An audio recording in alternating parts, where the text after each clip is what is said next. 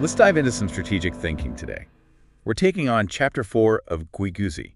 Addressing cracks or fissures. Yeah, but this isn't about fixing up your house. We're talking about spotting vulnerabilities and opportunities. Those things that we often miss in relationships, systems. Even historical events. It's amazing, Thanks for talking just about how relevant this ancient text still is. Totally. It's like Guiguzi could read people and situations like a pro, and he's sharing his secrets with us. Exactly. So passage by passage, let's jump into passage 1. It says, all things have their inherent nature, and all affairs involve convergence and separation. There are those near yet imperceptible, and those far yet discernible. The near remains unseen when their words are not examined. The distant becomes known by reflecting upon the past to verify the future. Wow. That's a lot to take in. Where do we even start? Well, that first line, it's like the foundation. All things have their inherent nature, and all affairs involve convergence and separation. Guiguzi's acknowledging that there's a natural order to things. Everything has its own essence, Right. its own way of being, Right. and things come together and drift apart. It's a natural cycle. That makes sense. But then he talks about things that are near yet imperceptible and far yet discernible. It's like sometimes the most obvious things are the hardest to see, and things that seem far away, we can actually understand them if we really look closely. Yeah, think about it. Okay. You could be really close to someone, but if you don't truly listen to them, if you don't analyze what they're saying and doing, you might miss what they're really feeling or what they're planning. It's like that saying, you can't see the forest for the trees. Right. We're so caught up in the everyday stuff. Yeah. We miss the bigger picture. Totally. And then he says, the near remains unseen when their words are not examined.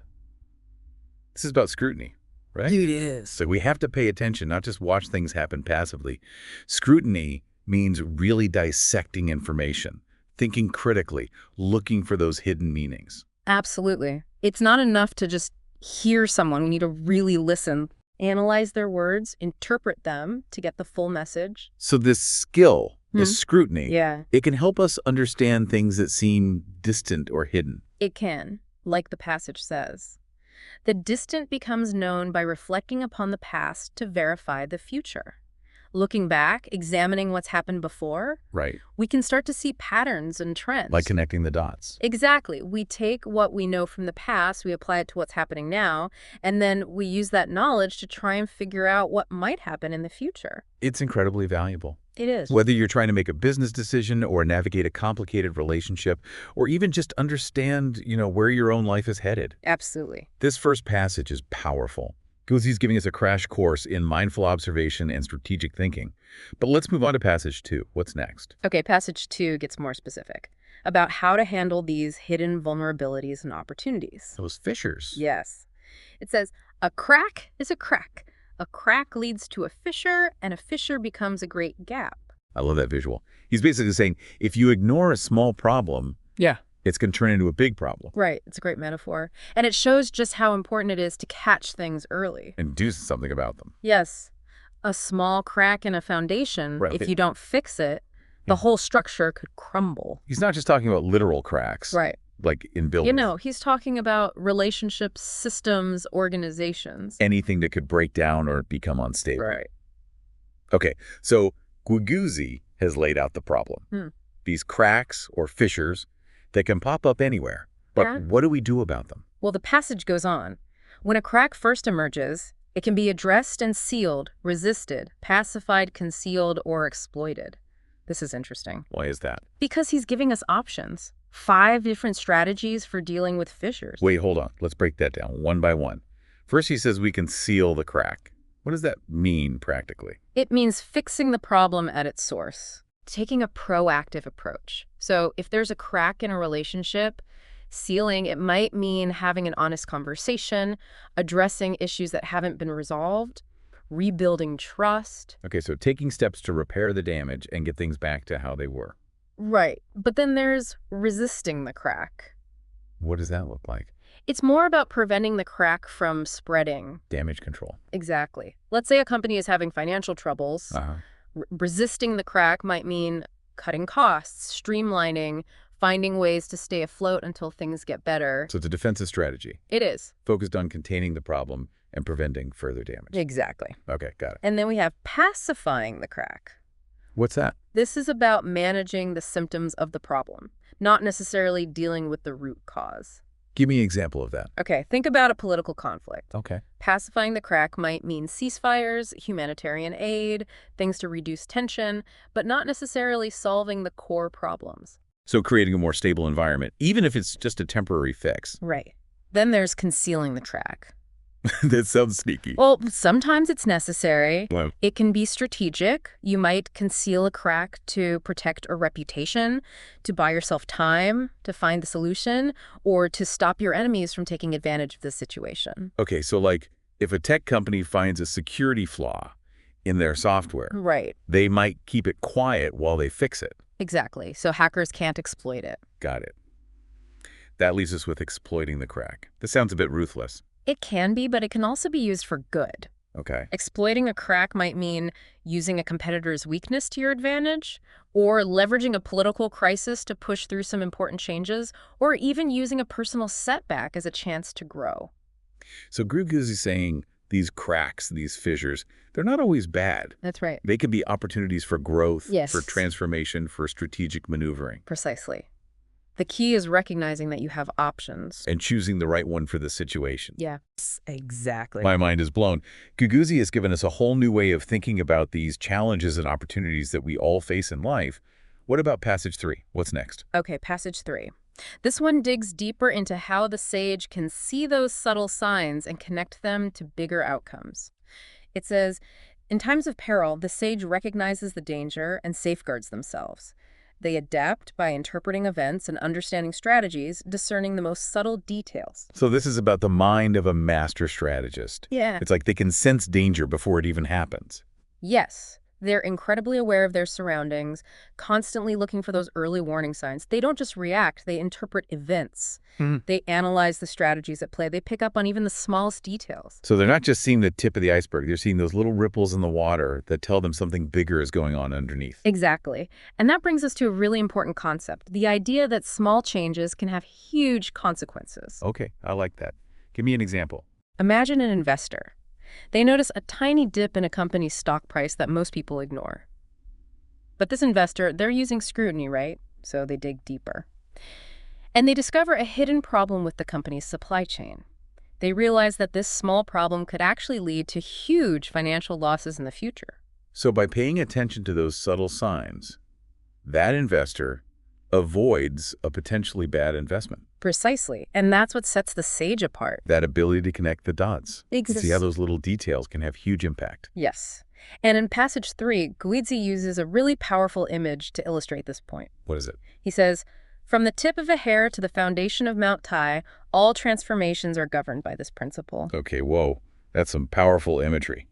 He's contrasting something incredibly small and delicate, like the tip of a hair, Right. with something massive and immovable, like the foundation of Mount Tai, one of those sacred mountains in China. Exactly. And he's saying that even the smallest events, those tiny tip-of-a-hair moments, can eventually affect the very foundation of things. Like the butterfly effect. Yes. One small flap of a butterfly's wings can cause a hurricane on the other side of the world. And the sage understands this. They really get it. They see how those tiny details can help them understand bigger trends and anticipate future events. It makes me think about all the times I've overlooked those subtle signs. It's like I was so focused on the tip of the hair that I missed the whole Mount Tai that was about to crumble around me. That's a perfect analogy. Really. It is. And that leads us to the next part of passage 3, where Guiguzi says, whether addressing budding signs or overt actions, all planning arises from addressing fissures. Okay, let's break that down.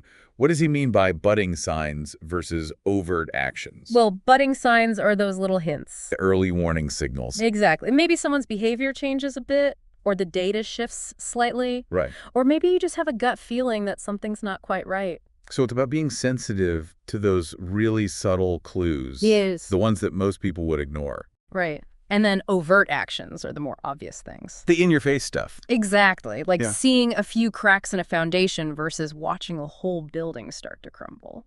Got it. Yeah. So Guiguzi's saying that whether it's subtle or blatant, we have to see these things as fissures, Yes. as potential vulnerabilities or opportunities. Exactly.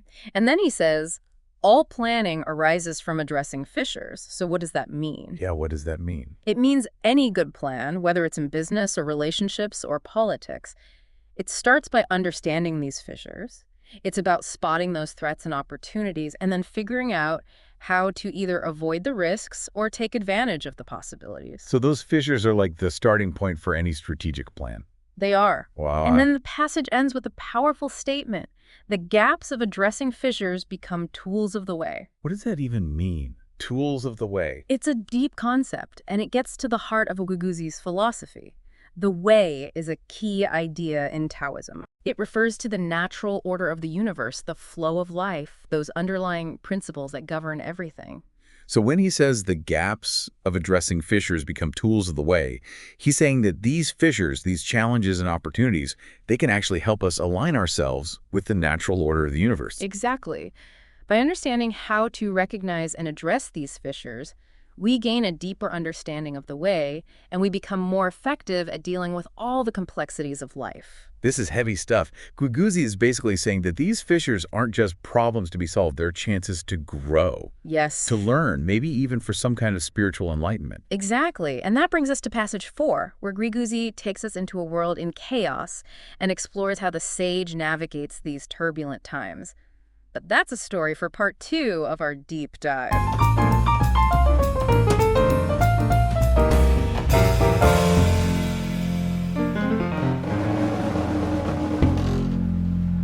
Welcome back. We're diving deeper into Guiguzi's addressing cracks or fissures. Those first 3 passages, Yeah. they were packed with insights. So insightful. I'm still thinking about how even the smallest crack can have a huge impact. It's true. Guiguzi's all about those subtle things, those almost invisible forces that shape our lives. Right. And in passage 4, he takes us to a place where those forces are at their most chaotic. Okay, we're getting serious now. Give me the passage. What does it say? It says, "When the world is chaotic without a wise ruler and lords lack virtue, deceitful and selfish individuals thrive, virtuous people are neglected, and sages are forced into hiding. Greed, deception, and discord emerge. Rulers and ministers confuse one another, lands crumble, families scatter, and relationships rupture. These are the budding signs of fissures." Whoa, that's a lot. He's describing a world falling apart, complete chaos. Exactly. Guiguzi's showing us what happens when things go wrong. When power and morality break down, it's a world where the bad guys win. It's bleak.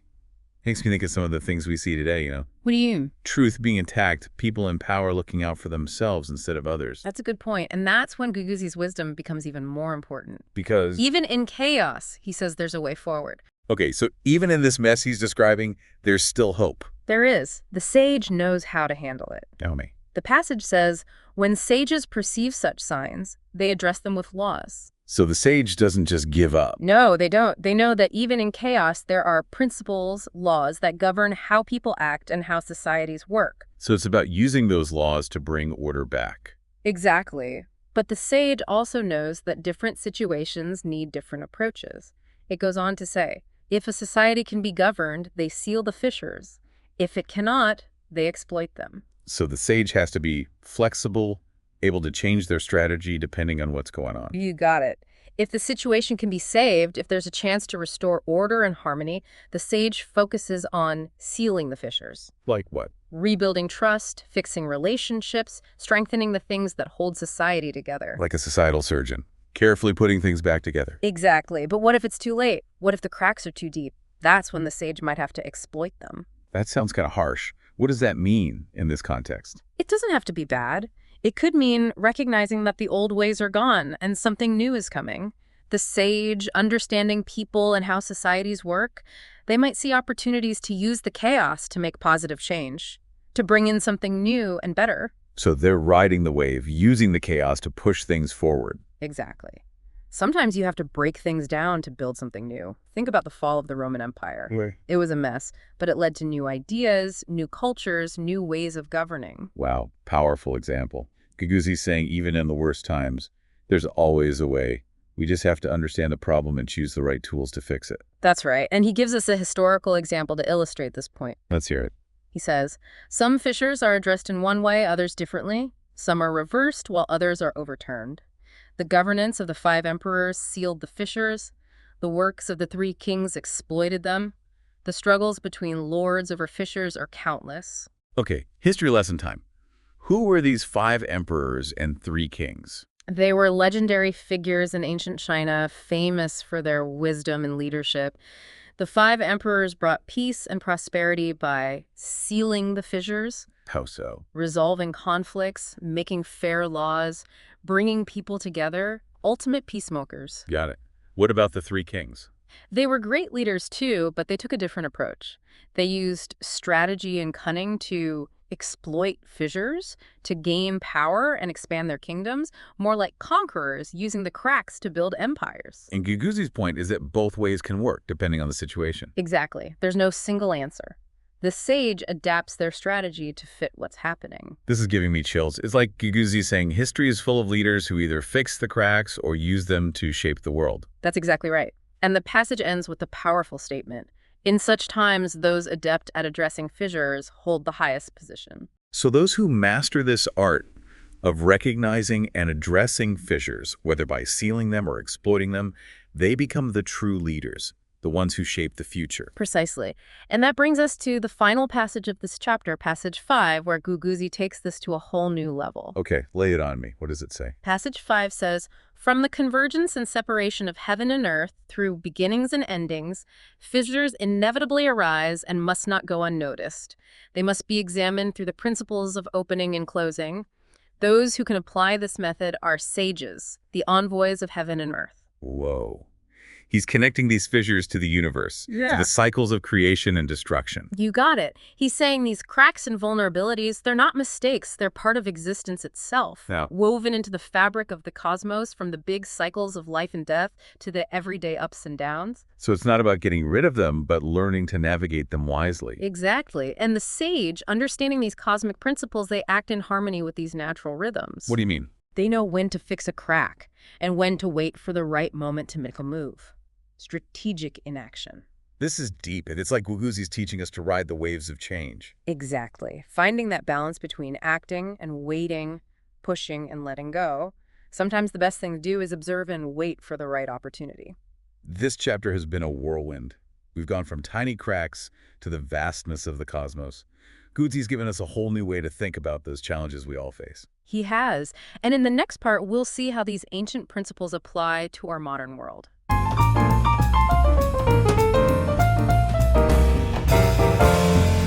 Welcome back to our deep dive into Guiguzi. We've covered so much ground. From ancient wisdom to modern-day chaos. It's incredible how these ancient ideas still apply to our lives today. Let's talk about how these principles play out in the real world. Okay, sounds good. Where do we even start? Guiguzi talks about everything from relationships to running a country. Let's start with something we all face. Decisions. Big or small, those moments when you have to choose a path. Like what? Taking a new job, maybe. Yeah. Staying where you are, or even something simple, like picking a vacation spot. Each choice is like a fissure, a point where things could go in totally different directions. Okay, I see that. Guiguzi can help us make those choices better. Remember scrutiny. Don't just go with your gut. Really look at all the details, the risks, the rewards. What could happen in the long run? Are there any patterns or trends influencing the situation? Like doing your research. Exactly. Due diligence. Gather as much information as you can before you decide. Okay, makes sense. And then there's reflection. Think about your past experiences. Have you been in similar situations? What did you learn? Are there any patterns in your life that might apply here? Like looking back at your own history for clues. Precisely. Using scrutiny and reflection, you make better choices, decisions that line up with your values and your goals. And this works for anything. Career choices, who to marry, everything. It can. So we've talked about personal decisions. What about leadership? How do these principles apply when you're in charge? Okay, yeah. Give me an example. Imagine a CEO leading a company through tough times. The market is changing, technology is changing everything. And the company might not survive. That's a classic fissure. A moment of vulnerability and potential upheaval. High stakes. Definitely. How could a leader use Guiguzi's wisdom to handle this? I'm all ears. First, they need scrutiny. They need to be watching everything, looking for signs that things are going wrong, are profits dropping, are employees unhappy, are competitors getting ahead, are there new trends that could disrupt the industry? Like a captain of a ship in a storm. always on the lookout for danger. Exactly. Once you see those cracks, the leader has to choose the right way to address them. Remember Guiguzi's 5 approaches: seal, resist, pacify, conceal, exploit. Yeah, I'm starting to think of those as my toolkit for life. They can be. But how would a CEO use these in business? Sealing the fissure might mean investing in new technology, Right. retraining employees, coming up with new products and services to stay ahead, being proactive, adapting to the changing environment. Okay, but what if it's more serious than that? Sometimes you need stronger measures. Resisting the fissure could mean making tough choices like downsizing, restructuring, maybe even selling off parts of the business to survive. Those are tough calls. They are, but sometimes you have to cut back to grow stronger, like pruning a tree. Right, I see that. What about pacifying the fissure? That might mean finding ways to reduce the damage, offering early retirement packages, helping customers who are struggling, negotiating with suppliers to lower costs. Keeping things stable? Yes, even if it's just temporary. And then there's concealing the fissure. That one's tricky, right? It can be. You might need to do it to protect the company's image. Okay. Prevent investors from panicking, buy time to find a real solution. But it's a delicate balance. You have to be careful not to cross the line into deception. Definitely. So lastly, there's exploiting the fissure. How can a leader do that in a way that's not just taking advantage of a bad situation? Well, it could mean seeing the disruption as a chance to grow and innovate. Maybe it's time for a big change. Rethink the whole business. Acquire a struggling competitor. Turning a crisis into an opportunity. So using the chaos to create something new and better. Exactly. And this applies to everything, not just business. Guiguzi's wisdom tells us that these cracks can be catalysts for growth and transformation. We don't have to be victims. We can use our understanding of these fissures to shape our own destiny. It's empowering. We can be the architects of our own lives, maybe even influence history itself. That's right. And it brings us back to that final passage where Guiguzi reminds us that these fissures aren't random. They're part of a bigger cosmic order. Yeah, the heaven and earth stuff. It's almost like a spiritual thing. It is. The key is that those who master the art of recognizing and addressing fissures, they become envoys of heaven and earth. What does that mean? It means they're in sync with the universe. They can bring positive change to the world. That's a beautiful image. It's like we all have the potential to be those envoys, those agents of change, just by understanding scrutiny, reflection, and strategic action. Absolutely. The more we practice these skills, the more we'll notice the subtle things that shape our lives. The better we'll be at navigating the world and making a difference. This has been an amazing journey. From ancient philosophy to today's challenges, Guiguzi has given us a whole new way to think about those cracks and fissures we all face. He has. It's a timeless text, full of insights into human nature, strategy, and change. So as we wrap up, what's the one thing you want our listeners to take away from this? That fissures are everywhere. It's just part of life. But they're not always bad. They can be opportunities for growth and transformation. We just need to approach them with wisdom, discernment, and a willingness to act. Those are wise words. Thanks for joining us on this deep dive into Guiguzi's Addressing Cracks or Fissures. We hope you enjoyed it and that you'll keep exploring these ideas. Absolutely. The world is full of fissures, but it's also full of chances to make things better. So go out there and be the change you want to see.